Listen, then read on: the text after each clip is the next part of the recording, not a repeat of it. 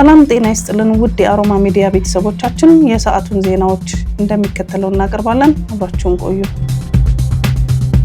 በኢትዮጵያ ዋና ጡረተኞች ዝቅተኛ የወርሃዊ ክፍያ 4669 ብር ሆነ። ከቀጣዩ ሐምሌ ወር ጀምሮ በሚጀምረው አዲስ ክፍያ ለዋና ጡረተኞች ከ1500 እስከ 2000 ብር ጭማሪ መደረጉን ፊደል ፖስት የደረሰው መረጃ ያሳያል። በዚህ መሰረት 3113 ብር የነበረው ዝቅተኛ የዋና ጡረተኛ ተከፋይ ወደ 4669 ብር ከፍ ብሏል።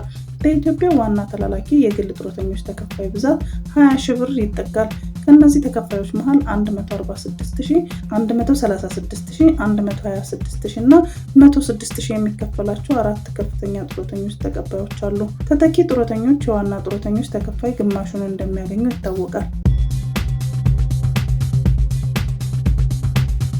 የሱዳን ፈጥኖ ደራሽ ኃይል በፖርት ሱዳን ላይ የድሮን ጥቃት ሰነዘረ። በጀነራል መሐመድ ሐምዳን ደጋሎ የሚመራው ፈጥኖ ደራሽ ኃይል ይህንን ጥቃት የሰነዘረው በፖርት ሱዳን በሚገኘውና ፍላሚንጎ በተሰኘው የባህር ኃይል ጦር ሰፈር ላይ ነው። የአካባቢው ነዋሪዎች ዛሬ በጦር ሰፈሩ ውስጥ የፍንዳታ ድምፅ መስማታቸውንና ለዜና አውታሮች ተናግረዋል። ይሁንና የጀነራል አልቡርሃን ጦር ኃይል ግን ድሮኖቹን በአየር ላይ መቃወሚያ መጥቶ መጣሉን አስታውቋል። ይህ በእንዲህ እንዳለ የተመድ ዋና ጸሐፊ አንቶኒዮ ጉተሬስ በሱዳን ለአንድ ሳምንት የሰብአዊ ተኩስ አቁም እንዲደረግ ጥሪ አቅርበዋል። ይህንን ጥሪ ጀነራል አልቡርሃን እንደሚቀበሉትም የገለጸ ሲሆን ከፈጥኖ ደራሽ ኃይሉ በኩል እስካሁን ምንም የተባለ ነገር የለም።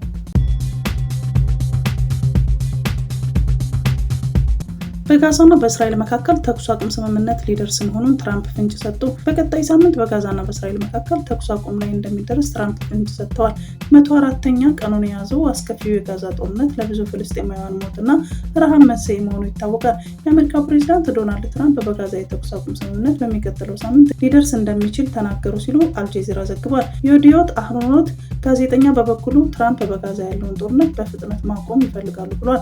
የእስራኤል ቻናል 12 የዩናይትድ ስቴትስ ባለስልጣንን ጠቅሶ እንደዘገበው ኔታንያሁ በጉዳዩ ላይ እሁድ ዝግ የጸጥታ ስብሰባዎች ከካቢኔያቸው ጋር እንደሚያካሂዱ ጠቁመዋል ብሏል።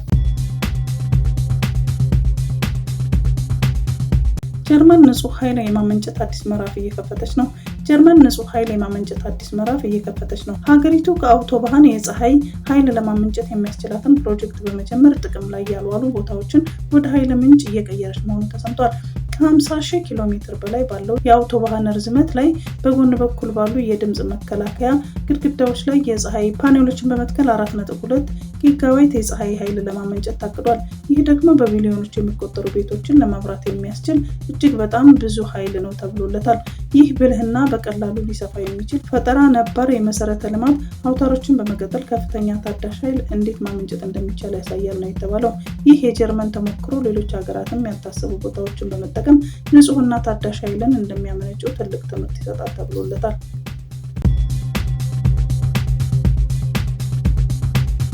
የእስራኤል መከላከያ ሰራዊት የሐማስን መስራች ገደልኩ አለ።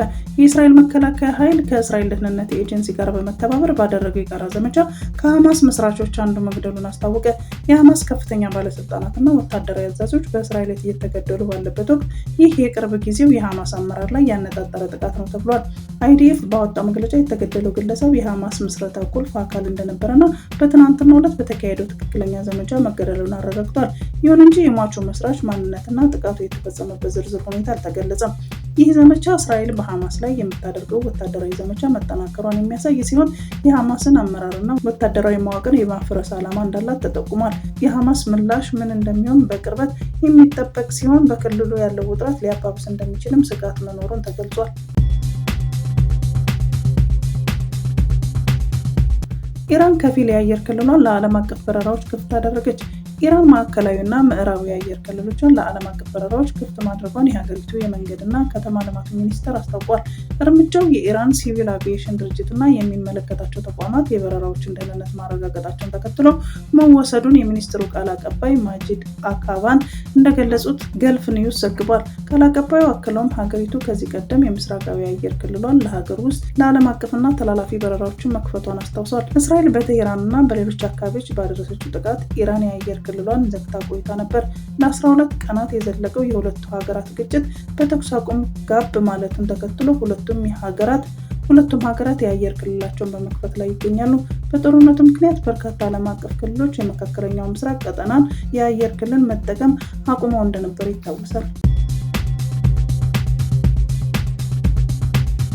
የብሪታንያ የድንበር ኃይል 2.4 ቶን የሚመዝን አደንዛዥ ዕፅ ሊተላለፍ ሲል ተያዘ።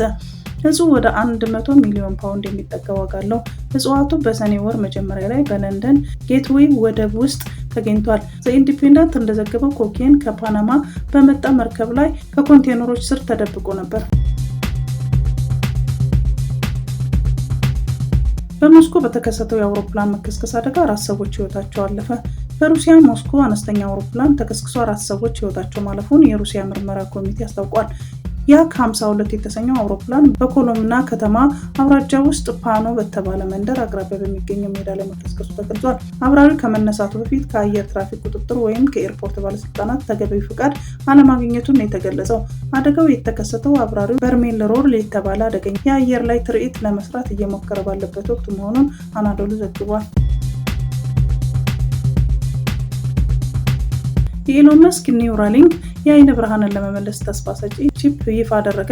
ታዋቂው የቴክኖሎጂ ባለሀብት ኢሎን መስክ ኒውራሊንክ የተሰኘውን የአንጎል ቺፕ በቀጣዩ ዓመት የአይን ብርሃን የሌላቸውን በተለይ ደግሞ የተወለዱበት ጊዜ ጀምሮ አይነ ስውር የሆኑ ሰዎችን ጨምሮ ሙሉ እይታቸውን እንደሚያገኙ ሊያደርግ እንደሚችል አስታውቋል። ይህ ቺፕ የአይንን የእይታ ክፍል የሚቆጣጠር የአንጎል ክፍሎችን በቀጥታ በማነቃቃት የሚሰራ ሲሆን ለሰው ልጆች ሙከራ የዩናይትድ ስቴትስ የምግብና የመድኃኒት አስተዳደር ፈቃድ አግኝቷል ነው የተባለው። ይህ ቺፕ የአይንን እይታ ክፍል የሚቆጣጠሩ የአንጎል ክፍሎችን በቀጥታ በማነቃቃት የሚሰራ ሲሆን ለሰው ልጆች ሙከራ የዩናይትድ ስቴትስ ምግብና መድኃኒት አስተዳደር ፈቃድ አግኝቷል ነው የተባለው። ምንም እንኳ ቺፑ ገና በቅድመ ምርመራ ደረጃ ላይ ቢሆንም የአንጎል ግማሽ ግንኙነቶችን በመቀየር የአካል ጉዳትን አያያዝነት አብዮት የማምጣት ትልቅ አቅም እንዳለው ታውቋል። የኒውራሊንክ ቴክኖሎጂ አካል ጉዳተኞች ሕይወትን ለማሻሻል ያለውን ቁርጠኝነት የሚያሳይ ሲሆን ይህ አዲስ ግኝት በዓለም ዙሪያ በሚሊዮኖች ለሚቆጠሩ የአይን ብርሃን ለሌላቸው ሰዎች ተስፋን የሚሰጥ ነው ተብሎለታል። በሰሜን ዋዚሪስታን በተፈጸመ የቦምብ ጥቃት 13 የጸጥታ ኃይሎች ሲሞቱ 14 ንጹሃን ቆስለዋል። በፓኪስታን ሰሜናዊ ምዕራብ በሚገኘው ሰሜን ዋዚሪስታን ክልል ውስጥ የተፈጸመ ከባድ የአጥፍቶ ጠፊ የቦምብ ጥቃት 13 የጸጥታ ኃይሎች ሕይወታቸውን ሲያጡ 14 ንጹሃን ዜጎች ደግሞ ጉዳት ደርሶባቸዋል ነው የተባለው። ይህ አደጋ በሰሜን ዋዚሪስታን ከቅርብ ወራት ወዲህ ከተከሰቱ እጅግ ገዳይ ጥቃቶች አንዱ ተብሎ የተገለጸ ሲሆን በክልሉ ያለውን የጸጥታ ሁኔታ በተመለከተ ከፍተኛ ስጋት መፍጠሩ ተዘግቧል። የአካባቢው የጸጥታ ምንጮች እንደገለጹት የአጥፍቶ ጠፊ ጥቃት የተፈጸመው ቅዳሜ ጠዋት ላይ ሲሆን ፈንጅ የጫነ ተሽከርካሪ የጸጥታ ኃይሎችን ኢላማ በማድረግ ራሱን በማፈንዳቱ ነው ተብሏል። በጥቃቱ የተጎዱ ንጹሃን ዜጎች ሴቶችና ህጻናቶችን ጨምሮ ሲሆን የበርካቶች ሁኔታ አሳሳቢ መሆኑን የሟቾች ቁጥር ሊጨምር እንደሚችል ተገልጿል። ይህ ክስተት በፓኪስታንና በአፍጋኒስታን ድንበር አካባቢ በሚገኙ የጎሳ ግጭቶች ውስጥ እየተባባሰ የመጣውን የሽብር እንቅስቃሴ የሚያሳይ ነው ተብሎለታል። የፓኪስታን መንግስት በአካባቢው የጸረ ሽብር ዘመቻዎችን እያካሄደ ቢሆንም የሽብር ቡድኑ በተደጋጋሚ የጸጥታ ኃይሎችና ንጹሃን ዜጎች ኢላማ ማድረጋቸውን ቀጥለዋል። የሰሜን ዋዚሪስታን ክልል በተለይ ለሽብር ቡድኖች መሸሸጊያ መሆን ይታወቃል። የአጥፍቶ ጠፊው ጥቃት እስካሁን በይፋ የወሰደ አካል ባይኖርም እንደ ተህሪክ ኢ-ታሊባን ፓኪስታን ያሉ ታጣቂዎች ቡድን በአካባቢው ተመሳሳይ ጥቃቶች ሲፈጸሙ ቆይተዋል ነው የተባለው። ይህ ጥቃት በክልሉ ያለው የጸጥታ ሁኔታ አሳሳቢነት ዳግም ያሳየ ሲሆን መንግስት የዜጎችን ደህንነት ለማረጋገጥ ተጨማሪ እርምጃዎችን እንዲወስድ ግፊት እየጨመረ ነው ተብሏል።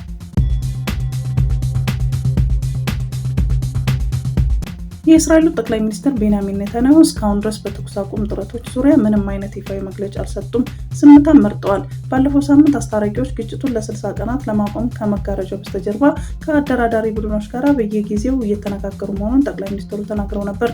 ይህ የ60 ቀናት የተኩስ አቁም ሀሳብ በመጀመሪያ ባለፈው መጋቢት ወር በአሜሪካ የቀረበ ሲሆን እስራኤል በጋዛ ሰርጥ ላይ ጥቃቷን ስትቀጥል የጣሰችውን የመጀመሪያውን የተኩስ አቁም ስምምነት ለማራዘም ያለመ ነው። እንደ ዘገባዎች ከሆኑ በአሁኑ ወቅት ኔታንያሁ ከፍተኛ ጫና ውስጥ ይገኛሉ። ዶናልድ ትራምፕ በጋዛ ውስጥ የተኩስ አቁም እንዲኖር እንደሚፈልጉ ለረጅም ጊዜ በግልጽ ሲናገሩ ቆይተዋል። ከዚህም በተጨማሪ እስራኤል ኢራንን ከ2 ሳምንታት በፊት ከማጥቃቷ በፊትም በእስራኤል ወታደራዊ እንቅስቃሴ በጋዛ ሰርጥ ምክንያት ከአውሮፓ አጋሮች ከፍተኛ ጫና ይደርስባቸው ነበር። ቻይና በሰው አልባ ሰራተኞች የሚተዳደር የኤአይ የአውራ ጎዳና ዳግም ግንባታ አከናወነች። ቻይና 158 ኪሎ ሜትር ርዝመት ያለውን የቤጂንግ ሆንግ ኮንግ ማኳ አውራ ጎዳና አንድም ሰው ሳይጠቀም ዳግም መገንባቷ ተገልጿል። በሰው ሰራሽ ብልህነት AI የሚቆጣጠሩ ድሮኖችን፣ ራሳቸው የሚያሽከረክሩ የመንገድ አስፋልት ማሽኖች እና ሮቦቲክ ሮለሮች መላውን የስራ ሂደት መርተው ነው የተባለው። ይህ የIA ስኬት ፕሮጀክቱ በእጅጉ ያፋጠነው ሲሆን ወጪዎችን በመቀነስ እና የሰው ልጅን ለስራ ሲጋለጥ የሚደርስበትን አደጋ አስቀርቷል ተብሎለታል።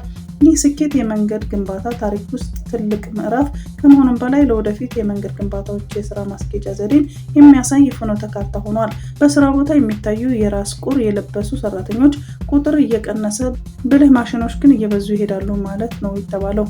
ይህ መሰል የስራ ልምድ የሰው ልጅ የስራ ባህሪን ከስሩ ሊቀይሩት የሚችሉ ሲሆን አዳዲስ የስራ እድሎችን ከመፍጠር ባሻገር ሰዎች ይበልጥ ውስብስብና የፈጠራ ስራዎች ላይ እንዲያተኩሩ እንደሚችሉ ቢጠቀስም የስነ ምግባር ጉዳዮች፣ የስራ መፈናቀልና ደህንነቶች ስጋቶች ሊታሰብባቸው የሚገቡ ጉዳዮች መሆናቸውን ተመላክቷል።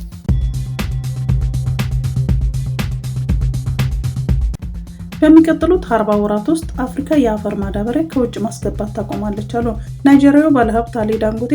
ባለሀብቱ በናይጄሪያ አቡጃ በተካሄደው አፍሮ ኤክሲም ባንክ ስብሰባ ላይ እንደተናገሩት አፍሪካውያን የአፈር ማዳበሪያ ከውጭ የሚያስገቡ በመሆኑ ለከፍተኛ የውጭ ምንዛሬ ጫና ተደርገዋል። አፍሪካ በአፈር ማዳበሪያነት ምርት ራሷን እንድትችል ለማድረግ ኩባንያችን $2.5 ሚሊዮን በጀት በመመደብ ወደ አፈር ማዳበሪያ ሊገባ እንደሆነ አስታውቋል። ይህ የአፍሪካ ሀገራት የአፈር ማዳበሪያ ፍጆታ ማሟላት እንደሚያስችል ገልጸው አፍሪካውያን በሚቀጥሉት 40 ወራት ውስጥ የአፈር ማዳበሪያ ከውጭ ማስገባት ያቆማሉ ብለዋል። የአፈር ማዳበሪያን በሀገር ውስጥ ማምረት መጀመር የውጭ ምንዛሬ ጫናን ከማስቀረት በተጨማሪ በዓለም አቀፍ ገበያ ላይ ያለውን የተጋነነ ዋጋ ለማስተካከል አጽንኦት እንደሚኖረው አመላክተዋል። የሀገር ውስጥ አቅምን ማሳደግ የአፍሪካን ምግብ ዋስትና ለማረጋገጥ እንዲሁም የማይበገር ኢኮኖሚ ለመገንባት ከፍተኛ ሚና እንደሚኖረውም ነው ያስገነዘቡት። ኩባንያቸው የሚያመርተው የአፈር ማዳበሪያ በፈረንጆች 2025 መጨረሻ በናይጄሪያ የአክሲዮን ገበያዎች ላይ መሸጥ እንደሚጀምር መግለጻቸውን ጋና ዌብ ዘግቧል። የአጎአ መታገድን ተከትሎ 18 የውጭ ኩባንያዎች ከኢትዮጵያ ለቀው መውጣታቸው ተገለጸ። የአፍሪካ እድገትና እድል ህግ አጎአ መታገዱን ተከትሎ ወደ 18 የሚጠጉ የውጭ ኩባንያዎች ኢትዮጵያን ለቀው መውጣታቸውን በአፍሪካ ዲቨሎፕመንት ባንክ ግሩፕ ይፋ በተደረገ አዲስ ሪፖርት ተገለጸ። ይህ ዳግም የኢትዮጵያ የኢንዱስትሪ ፓርኮች የ$45 ሚሊዮን ገቢ እንዲያጡ ምክንያት ሆኗል። ባንኩ ካንትሪ ፎከስ ሪፖርት 2025 ኢትዮጵያ በሚል ርዕስ ባወጣው ሰፊ የጥናት ግኝት መሰረት ኢትዮጵያ ከዚህ ቀደም ከአጎአ በኩል ለብዙ ምርቶች ከቀረጥ ነፃ ወደ አሜሪካ ገበያ የመግባት እድል ነበራት። ይሁን እንጂ በጥር 2022 የኤጂኦኤ መታገድ ቀደም ሲል የተቋቋመ የገበያ ትስስሮችና የአቅርቦት ሰንሰለቶችን በእጅጉ መቆረጡን ሪፖርቱ አስረድቷል። ይህ ከኢትዮጵያ የኢንዱስትሪ ፓርኮች የሚላኩ ምርቶች በ2023 በ24% እንዲቀንሱ አድርጓል። በተለይም በሐዋሳ ኢንዱስትሪ ፓርክ ከ1000 በላይ የስራ እድሎች የተቋረጡ ሲሆን ለኢንዱስትሪ ፓርኮች በጠቅላላው $45 ሚሊዮን ገቢ ኪሳራ አስከትሏል።